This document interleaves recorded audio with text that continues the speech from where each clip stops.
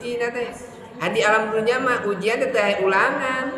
lulus isuk marang diuji henteu lamun teu lulus mah atos teh teu lulus kan we urang di mana diuji ku Gusti Allah sehingga gador kayakinan eta ujian di Gusti Allah teh kangge ningkatkeun derajat urang dibeueun Allah eta teh cirining Allah nyaha ka urang ceuk Allah nyewa cirining Allah nyaha ka urang lamun urang seueur emutan ya dina masalah hadiah dunia emutan dina hadiah dunia eta teh bentuk kasih sayang Allah ka urang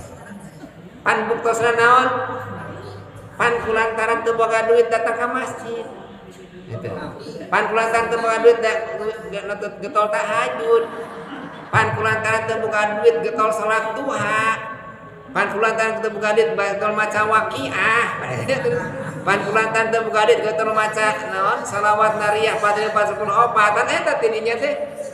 Gusti Allah teh ujian dipasikeun eta teh ka nyaha Allah jadi caket ka Gusti Allah eta teh bentuk ujian teh sanes bentuk Allah ngewa ka urang